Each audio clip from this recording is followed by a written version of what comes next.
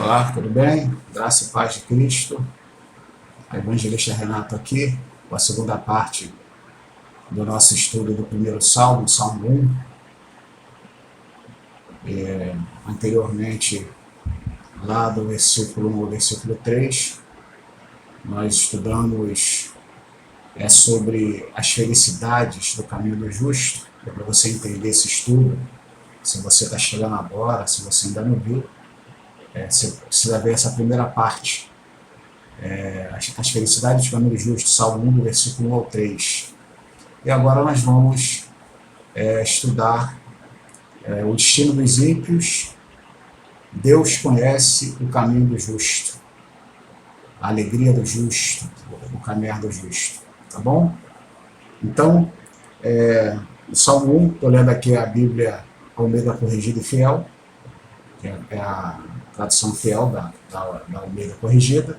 Está escrito: Bem-aventurado o homem que não anda segundo o conselho dos ímpios, nem se detém no caminho dos pecadores, nem se assenta na roda dos escarnecedores. Antes tem o seu prazer na lei do Senhor, e na sua lei medita dia e noite, ou de dia e de noite. Pois será como a árvore plantada junto a ribeiro de águas, a qual dá o seu fruto no seu tempo, as suas folhas não cairão, e tudo quanto fizer prosperará.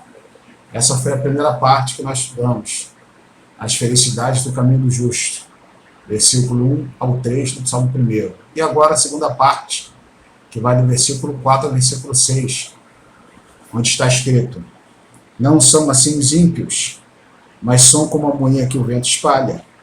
Por isso os ímpios não subsistirão no juízo, nem os pecadores na congregação dos justos. Porque o Senhor conhece o caminho dos justos, porém o caminho dos ímpios perecerá.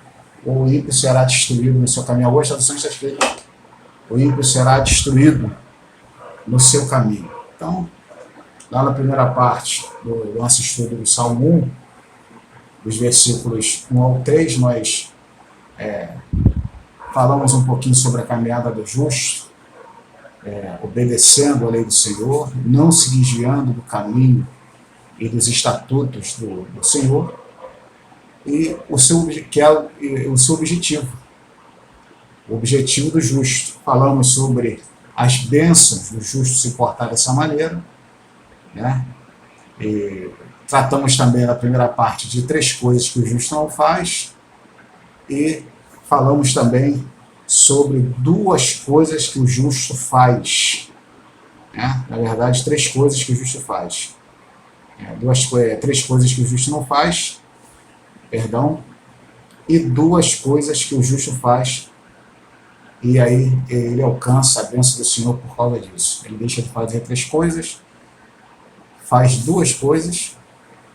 Isso aí vai ter que, se você não viu o nosso estudo lá, vai lá no Salmo, aqui na nossa página, Salmo 1, versículo 1 ao 3, e você vai entender.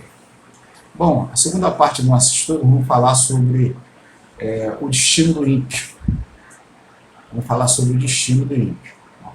Então nós lemos o seguinte: primeira parte nós lemos: não são assim os ímpios. Então, não sei se você lembra que quando nós começamos a estudar o Salmo 1, eu expliquei que esse salmo é um salmo antitético, é um salmo que se contrasta nas suas 2 partes.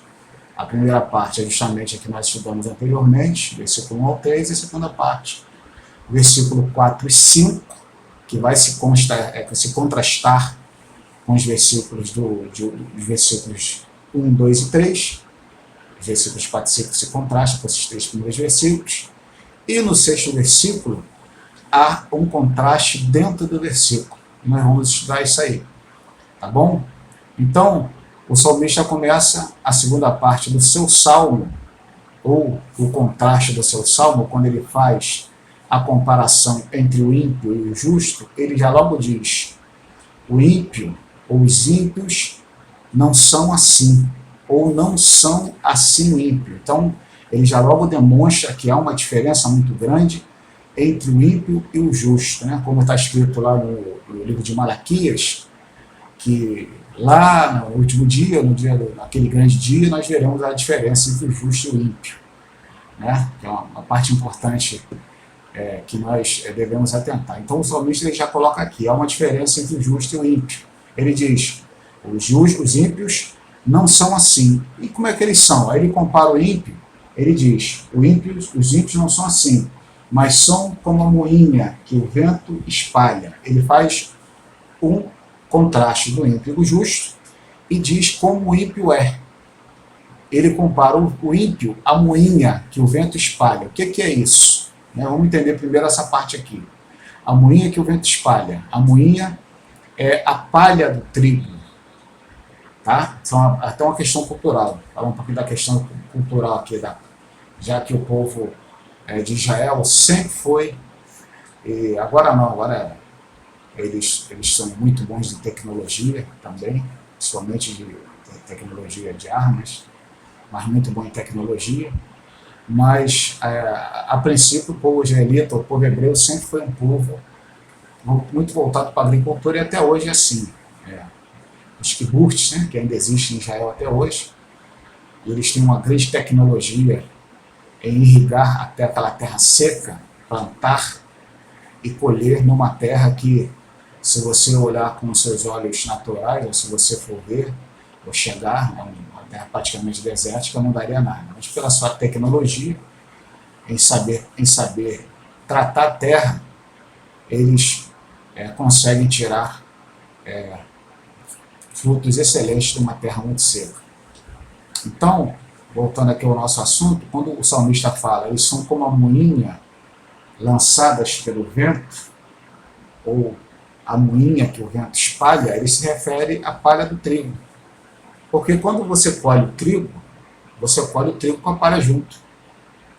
Quando se colhe o trigo com a palha junto. Está lá juntinho do trigo.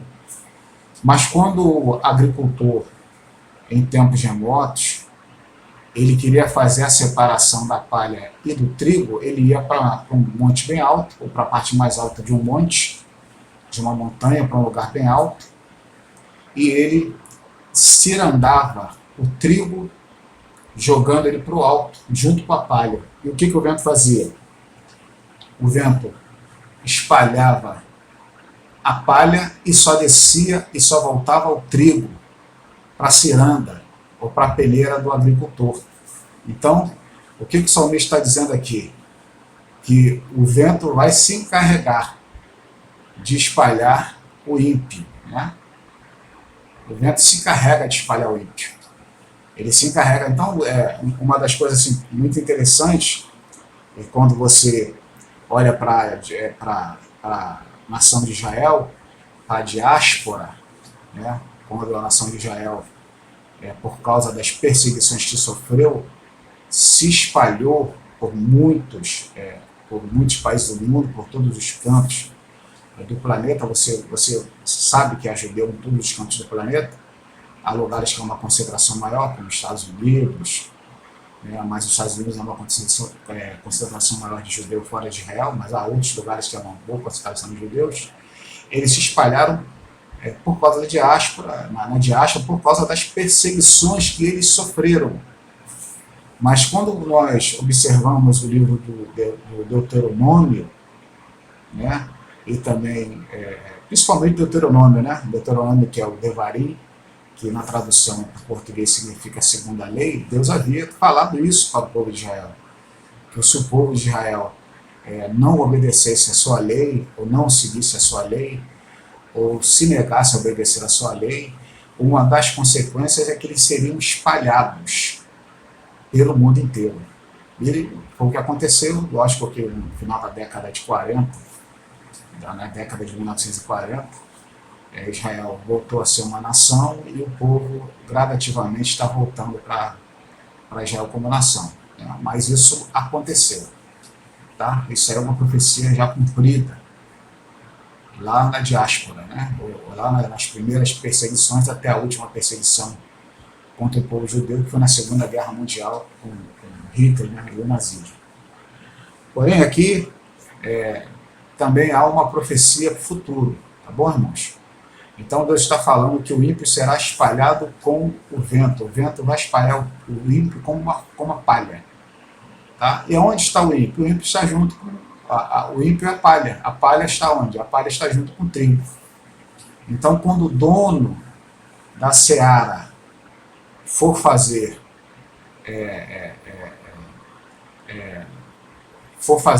a separação, ou for malhar o trigo, ele vai fazer a separação da palha do trigo, assim como acontece com o joio e o trigo também. Né? Quando nós observamos aqui a palavra de Deus, principalmente no Evangelho de Lucas, também no Evangelho de Mateus, Lucas 3, 16, 17, Mateus 3, do 10 ao 12, o profeta João ele fala o seguinte, ele diz, respondeu João a todos dizendo, eu na verdade batizo-vos com água, mas eis que vem aquele que é mais poderoso do que eu, do qual não sou digno de desatar a correia das alparcas. Esse vos batizará com o Espírito Santo e com fogo. Ele tem a pá na sua mão e limpará a sua eira. A eira é o lugar onde se separava a palha do trigo, ou o trigo da palha, ou o joio do trigo também, pode-se dizer isso. E ajuntará o trigo no seu celeiro, mas queimará a palha com fogo que nunca se apaga. Né? Está lá em Lucas, capítulo 3, 16, versículos 16 e 17, também no Evangelho de Mateus, capítulo 3, versículos 10 ao 12. Né? Então, o primeiro destino do ímpio é ser levado como palha pelo vento. Mas ele vai cair em algum lugar, e naquele lugar que ele cair, ele vai ser ajuntado e depois ele vai ser lançado no fogo. É o que diz aqui, tá? Isso é Novo Testamento, não estou nem me referindo ao Antigo Testamento. Vou falar aqui do Antigo Testamento, mas estou referindo ao Novo Testamento. O João está falando, logicamente, de Jesus, que é o dono da seara. Ele que vai fazer a separação da palha e do trigo. Tá bom? Na carta, na epístola geral, o universal do apóstolo Judas, o irmão de Jesus, né? Judas que era irmão de Jesus, ele escreve no versículo 10 ao 13, no versículos 10 ao 13, que é interessante, ele escreve, estes, porém, dizem mal do que não sabem, não sei se você lembra lá na primeira parte do nosso estudo, que são os zombadores, os escarnecedores, falam mal do que não sabem, né? São os zombadores, os escarnecedores, os frívolos. Né? A gente não está falando da pessoa que gosta de brincar de maneira saudável, não é nada disso, tá rindo. A gente está falando dos que zombam de uma fé que eles não conhecem. Esses, porém, dizem mal do que não sabem, Judas escreveu, naquilo que naturalmente conhece. E naquilo que naturalmente conhece. Como animais irracionais se corrompem. Ai deles, porque entraram pelo caminho de Caim, e foram levados pelo engano do prêmio de Balaão e pereceram na contradição de Coré. Estes são manchas em vossas festas de amor, banqueteando-se convosco e apacentando-se a si mesmo sem temor. Eles não têm pastores, eles se apacentam a si mesmo, eles é que sabem. Né? E quando se fala não tem pastor, eles não obedecem a ninguém, eles não obedecem nem a Deus. Não vou nem falar de pastor para não criar uma polêmica. Eu não vou nem falar de pastores humanos. Né? Mas não sei se você lembra do nosso estudo sobre o pastor, lá no Salmo 23, também está aqui na minha página no YouTube. Mas Judas, quando se refere a essas pessoas, dizem que eles também apacentam-se a si mesmos. Eles decidem a vida deles. Eles dizem o que eles vão fazer. Eles ditam as suas próprias regras. Descrevem o ímpio como aquele que dita as suas próprias regras. Né? Meu corpo, minhas regras... Né? Sabe como é que é, né? Nunca é polêmica, né? Apacentando a si mesmo sem temor. São nuvens sem água, levadas pelos ventos de uma parte para outra, são como árvores murchas. Árvore murcha, está escrito uma árvore murcha. Lá na primeira parte do nosso estudo, está escrito que o justo, ele dará o seu fruto ao seu tempo. E as suas folhas não cairão. Tá? As suas folhas não cairão. E tudo quanto fizer prosperará. Esse é o justo. O ímpio não. O ímpio ele é considerado uma árvore murcha. ele não consegue nem manter, ele não consegue dar frutos, ele não consegue nem ao menos manter as suas folhas, né? Quando ele é comparado com uma árvore. Ele é uma árvore totalmente seca, inútil. Ele é uma árvore que não tem utilidade, que só serve para ser queimada, né? É isso que Judas está dizendo. Infrutíferas são como árvore murcha, infrutífera, 2 vezes morta, desarraigada. Ondas impetuosas no mar, que espumam as suas mesmas abominações, estrelas errantes, para quais estão eternamente reservadas a negrura das trevas. Judas, versículos 10 e 13, tá? Epístola de Judas. Aí, eu coloquei aqui uma passagem de Jó, eu quero tentar fazer esse estudo até 35 minutos, não sei se vai dar. Mas eu também coloquei uma passagem de Jó que é linda, que está lá no capítulo 21 do livro de Jó, quando Jó responde a Zofar, né? Zofar inquire Jó no versículo 20, no capítulo 20, e Jó responde a Zofar a partir do capítulo 21. E ele vem falando do ímpio, do comportamento do ímpio, como o ímpio é tratado por Deus, não é? E aí eu coloquei isso a partir do versículo 16 ao 20 só, porque é uma passagem muito grande, do capítulo 21 de Jó, o que Jó responde para Zofar. Ele responde: vede, porém, que a prosperidade não está nas mãos deles. Eles têm prosperidade, uma aparente prosperidade, mas essa prosperidade, na verdade, não está nas mãos deles. Longe de mim o conselho dos ímpios, Jó respondendo. Quantas vezes sucede que se apaga a lâmpada dos ímpios e lhe sobrevém a sua destruição? Jó faz uma pergunta para Zofar. E Deus, na sua ira, lhes reparte dores, porque são como a palha, lembra? A palha diante do vento. O que acontece com a palha diante do vento? Ela é levada, espalhada diante do vento. E como a pagana que arrebata o redemoinho, ou seja, que o redemoinho leva. Deus guarda a sua violência para os seus filhos e dá-lhe o pago para que o conheça. Seus olhos verão a sua ruína e ele beberá do furor do Todo-Poderoso. Então, isso aqui é uma passagem do livro de Jó, capítulo 21, versículo 16 ao 20. E essa parte aqui é interessante. Eu só vou aqui fazer uma adenda, né? Ou fazer uma observação dessa parte aqui. Deus guarda a sua bênção para os seus filhos, porque, na verdade, isso não é um fato, né? Não existe mais essa coisa do filho pagar pelo pecado do pai. Pelo menos o que Ezequiel fala, né? Fala Ezequiel. Então, os profetas, né? Ele fala sobre isso. Então, mais uma coisa interessante é que quando Jó fala do ímpio, ele fala da mesma maneira que no Salmo 1, no versículo 4. No versículo 4, ele diz que o ímpio é como uma palha que é espalhada como vento. Ele fala assim: longe de mim fazer parte da congregação dos ímpios. E aí entra aquela passagem que nós lemos lá na primeira parte do estudo, que é a Atzat, que é a congregação. Lá está Atzat, porque está escrito na congregação, em hebraico, mas aqui é Atzat, que é a congregação, e Rechaim, Atzat Rechaim, que Rechaim é o hebraico para a palavra, o termo ímpios, né? Dentro dos livros poéticos, pelo menos dos livros poéticos.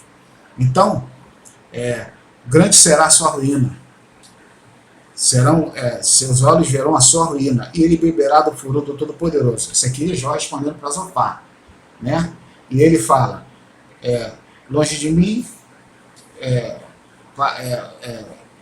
participar do conselho dos ímpios, ou da congregação dos ímpios, ou da reunião dos ímpios, ou da assembleia dos ímpios, longe de mim participar. Né? Por quê? Aí ele responde por quê.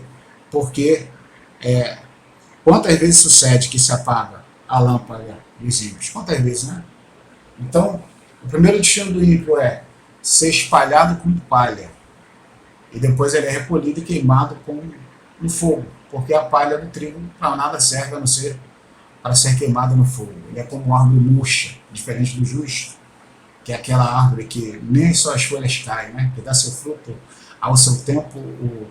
O ímpio é diferente. O ímpio é considerado uma árvore frutífera, uma árvore murcha e uma árvore seca, e ela só serve para ser lançada no fogo.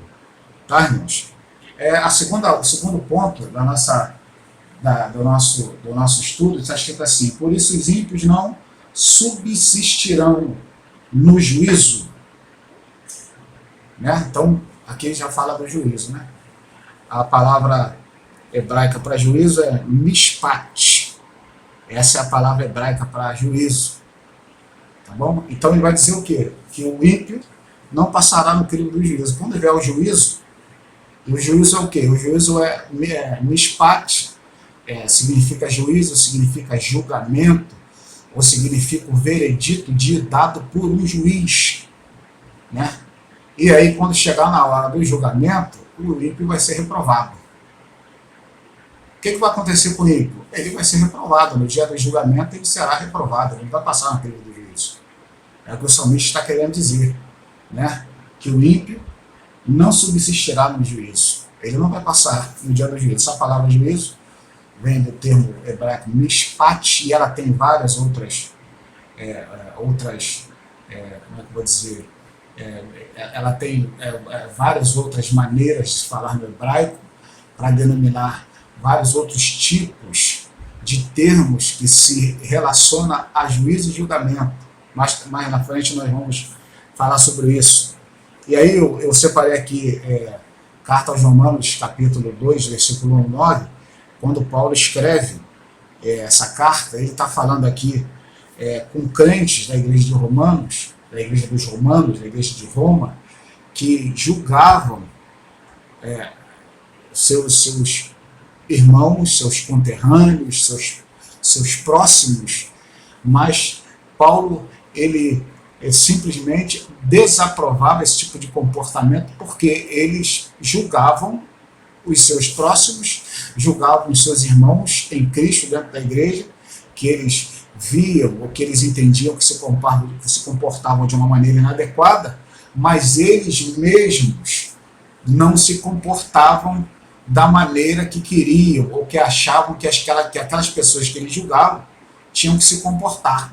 E o que Paulo faz? Paulo escreve para eles, né, a partir lá do capítulo 1, né, que Paulo começa aquele desenrolar de palavras, né, que você conhece bem, 1:7, 1:27, você vai indo, você vai ver, aqui é muito grande, eu não vou nem ler. Mas ele fala, o que adianta você julgar o teu irmão, se o teu coração é duro e impenitente? Tu é duro de coração, tu é impenitente, você se comporta igual ou tão pior quanto quem você julga? Você acha o quê? Que o juízo que você entende que essa pessoa que você está julgando está incluída, você também não está incluída nele? Então, são aqueles falsos moralistas, né? Que estão dentro da igreja ou estão dentro da congregação, mas se comportam de uma maneira execrável e acham que têm o direito de julgar as outras pessoas. E Paulo deixa um recado claro para eles ali. Eu aconselho que você leia todo o capítulo 2 da Carta aos Romanos, até a carta toda, que é uma carta sensacional, que é um tratado teológico, onde Paulo ali ele escreve aquela carta inspiradíssima. Mas eu não vou ler porque é muito grande. Mas eu deixo aqui Eclesiastes, capítulo 12, 13 e 14, quando o pregador, né, ele escreve o seguinte: de tudo que se tem ouvido, o fim é: teme a Deus e guarda os seus mandamentos, porque isto é o dever de todo homem, porque Deus há de trazer o juízo, toda obra, e até tudo que está encoberto, que seja bom, que seja mal. Eclesiastes, capítulo 12, versículos 13 e 14. E mais uma vez, entra aqui essa palavra, mishpat, juízo. Então Deus vai trazer o juízo, aquilo que é bom e aquilo que é mal. Né? Eu sempre, quando eu falo das cartas do Apocalipse, eu gosto muito de falar sobre isso,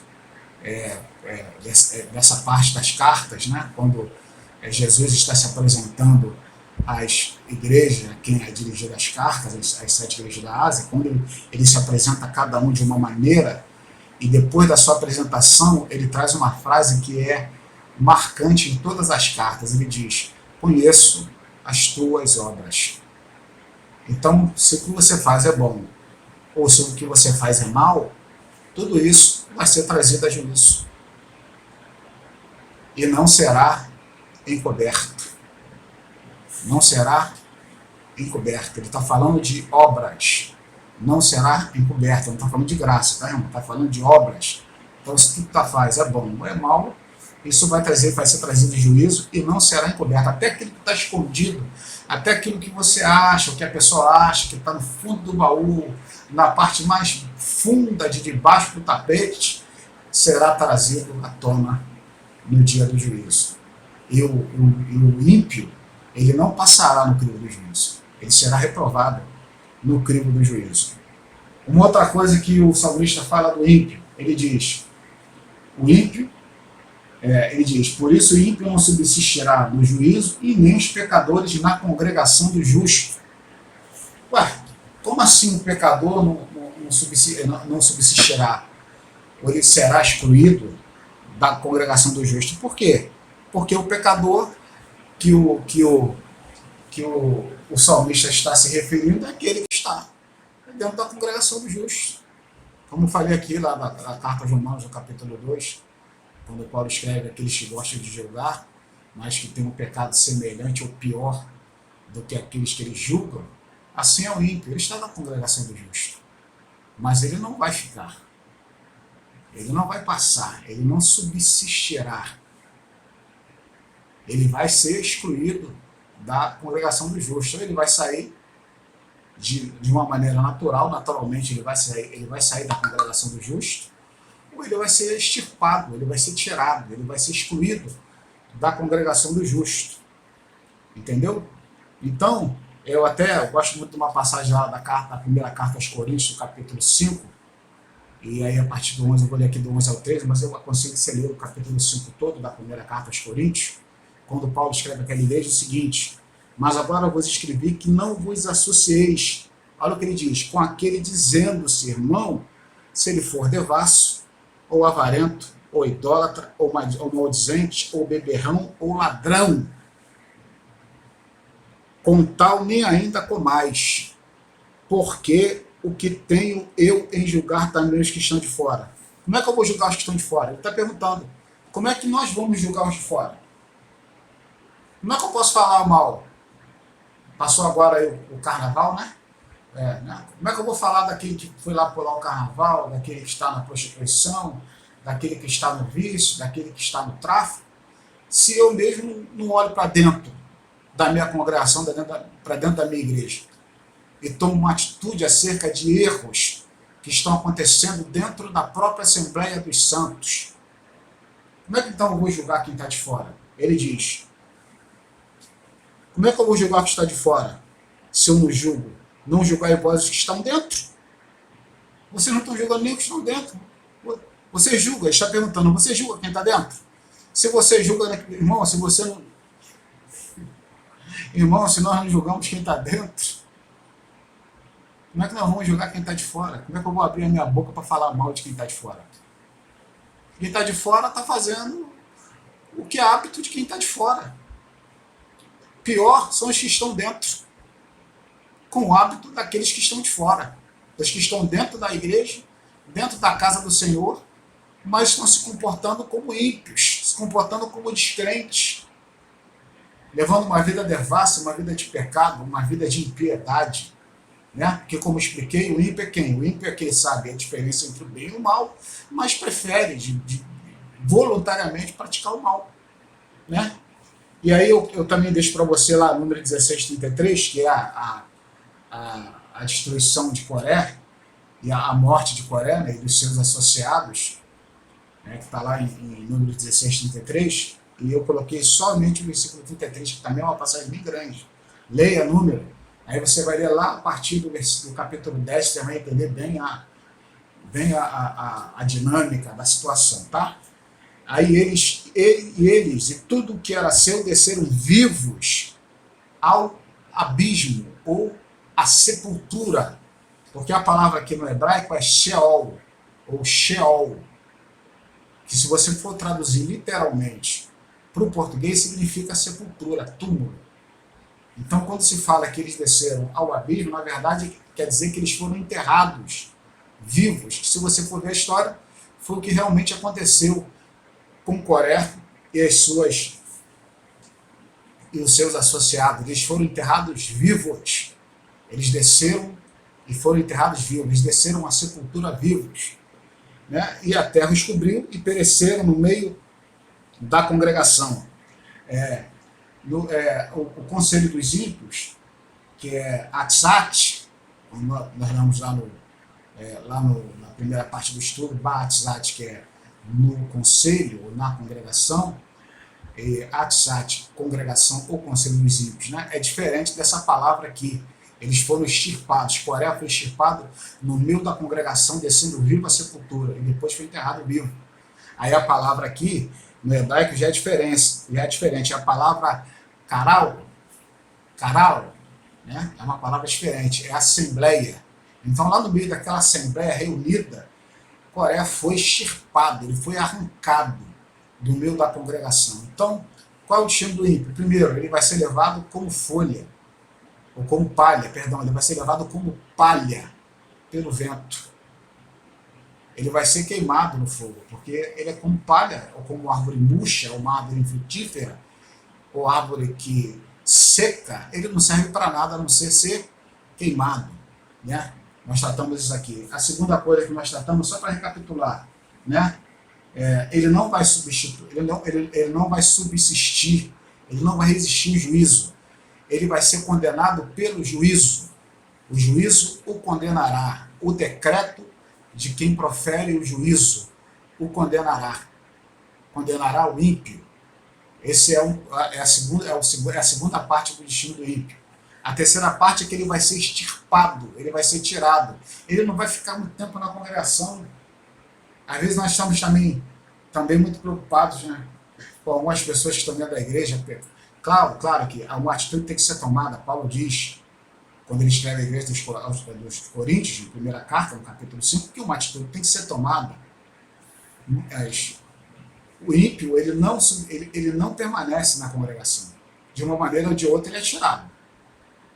De uma maneira ou de outra, ele sai. Quando se fala da congregação, assembleia, se fala Assembleia dos Santos, não se fala de uma denominação, ou não se fala de uma igreja local. Quando se fala congregação, se fala do rebanho do Senhor.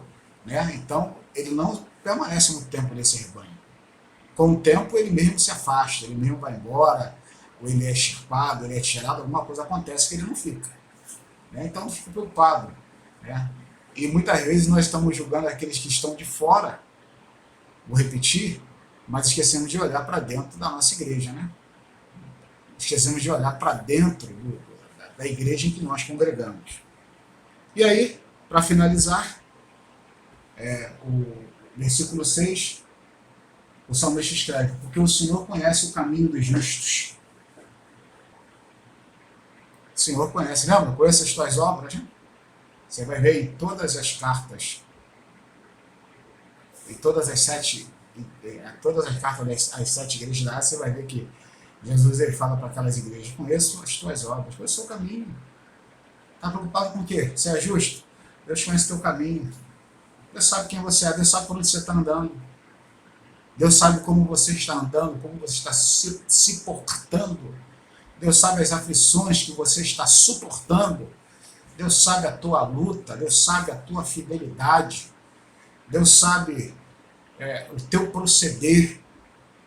Está preocupado com o quê? Para receber recompensa do homem? Se o homem quiser te dar alguma coisa de bom grado, receba. Mas se não quiser também, a tua recompensa vem do Senhor. O Senhor tem uma recompensa para você.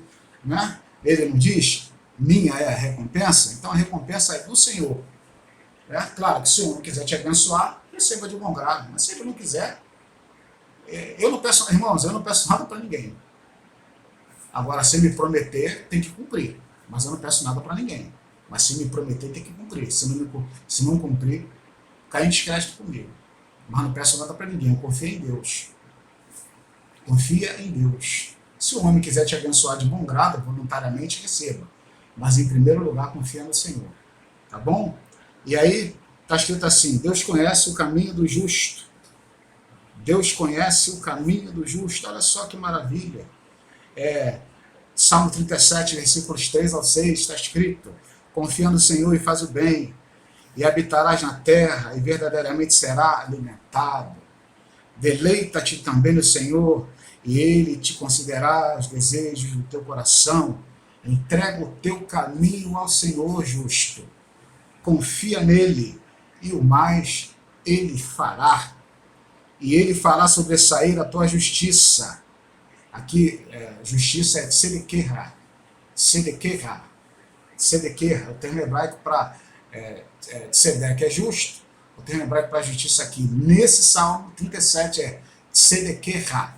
Então ele fará sobressair a tua justiça, e como a luz o teu juízo, como ao meio-dia. Então, quando Deus te julgar e te abençoar, te dar vitória no julgamento, ele vai fazer com que todo mundo veja, porque vai ser como um sol ao meio-dia. A palavra para esse juízo é mishpaterah. Mishpaterah, que é o julgamento, o bom julgamento. Deus te julgará com um bom julgamento. Ele fará com que esse julgamento apareça como o sol ao meio-dia. Quando se fala para, ainda mais nesse verão, olha para o alto meio-dia, para você ver, né? Chega a ofuscar a vista. E assim vai ser o julgamento do Senhor, o juízo do Senhor para o justo. Todo mundo vai ver a vitória, todo mundo vai ver a bênção. Se não for aqui, vai ser na segunda vinda do Senhor, né? Mas todo mundo vai ver o julgamento do justo, assim como todo mundo vai ver o julgamento do ímpio. Continuando. E aí Samuel 22, versículos 21 e 24, segundo o livro de Samuel, do profeta Samuel, Davi escreve: recompensou-me o Senhor conforme a minha justiça. Recompensou-me o Senhor conforme a minha justiça. Conforme a pureza das minhas mãos me retribuiu. Porque guardei os caminhos do Senhor e não me apartei. Eu não fui ímpio. Eu não me apartei impiamente do meu Deus. Porque todos os seus juízos estavam diante de mim. Essa palavra aqui, que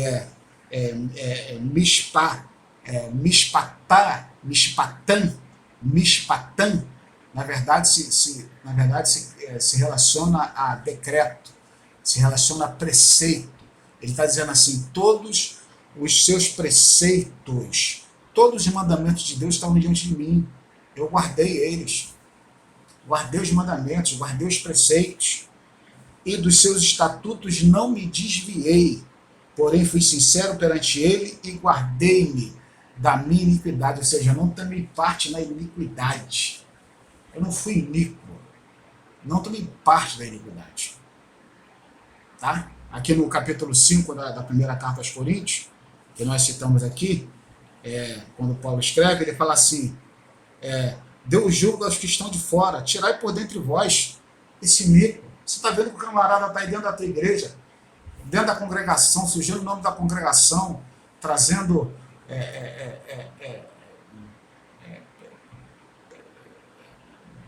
mau testemunho para a congregação, e você faz que esse camarada permaneça. Ele é iníquo.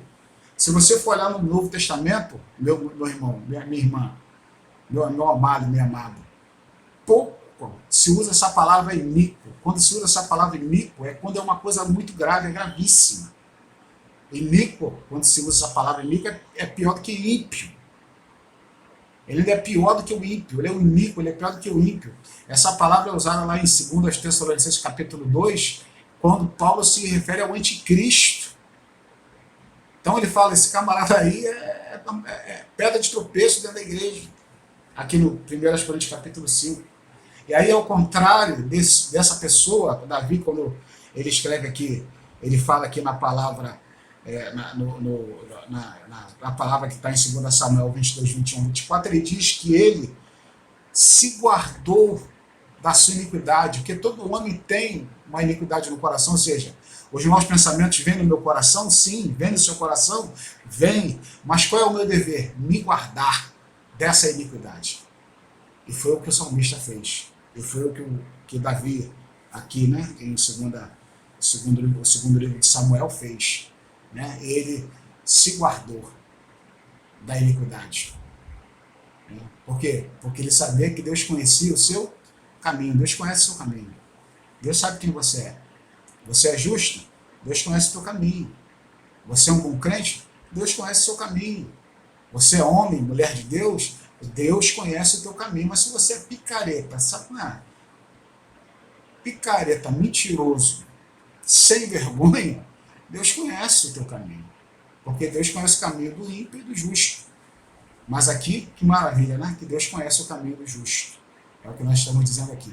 Deus conhece melhor o caminho do justo. E para terminar, Isaías 26, do 3 ao 7.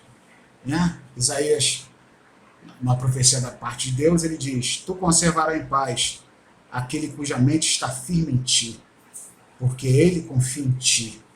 E ele fala para a nação de Judá: confiai no Senhor perpetuamente, porque o Senhor Deus é uma rocha eterna. O justo confia perpetuamente no Senhor.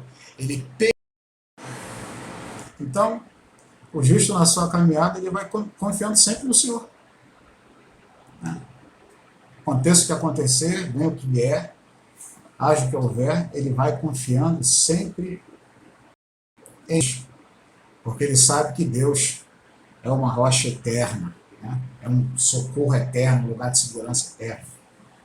E aí o salmista continua e diz assim: porque ele abate os que habitam no alto, na cidade elevada, humilha até o chão e derruba até o pó, o pé pisa-la-á, e os pés dos aflitos e os passos dos pobres. Aí ele encerra essa parte, né, do versículo 7, dizendo, ele diz, o caminho do justo é todo plano. Então, o justo tem um caminho lá preparado para ele. Aí entra essa palavra aqui, esse termo hebraico, tzedek. O caminho do tzedek, o caminho do justo é todo plano. Alar tzedek, todo plano. Ele vai, porque Deus prepara o caminho para ele. Deus prepara o caminho para o justo. É todo plano. Tu retamente pesas o andar do justo. Então, quando Deus ele olha para o andar do justo, ele o julga reto. Ele pesa na balança o andar do justo e o julga reto. Ele conhece o caminho do justo. E aí, para terminar esse nosso estudo, o que acontece com o ímpio? O caminho do ímpio perecerá, que é o contraste aqui nesse versículo 6. Deus conhece o caminho do justo, porém, o caminho do ímpio perecerá, o caminho do ímpio será destruído, né? Que essa palavra, esse termo hebraico para caminho aqui, para perecer, é toved. E na verdade, toved significa destruição. Será destruído. Então, o justo será o justo será visto sempre pelo Senhor, Deus conhece o caminho do justo, mas o ímpio será destruído no caminho que ele escolheu. Ele escolheu. Ele é o seu pastor, ele é o seu guia, ele se apacentou, ele tomou as suas próprias decisões, ele decidiu por ele mesmo o que ele quis, e o seu caminho será destruído. E aí eu termino esse estudo com Provérbios 14, 12, Provérbios 16, 25, onde está escrito que há caminhos que para o homem, ou que para muitos, parecem ser direito, mas os finais deste caminho são caminhos de morte, o caminho de destruição. Então Deus conhece o seu caminho. Isso é justo? Deus conhece o seu caminho. Você serve a Deus com fidelidade? Fica tranquilo. Deus conhece o teu caminho. Mas o caminho do ímpio será destruído. O salmista escreve nesse Salmo 1. Então, passei um pouco do tempo, passei bastante hoje, mas eu tive que fazer esse estudo, que eu estava protelando, né? Mas consegui fazer. Eu te agradeço por você estar comigo aí durante esse tempo, durante esse estudo. Muito obrigado. Deus continue te abençoando em nome de Jesus. Voltamos em breve com o novo estudo. Tá bom? Fica com Deus aí. Deus te abençoe.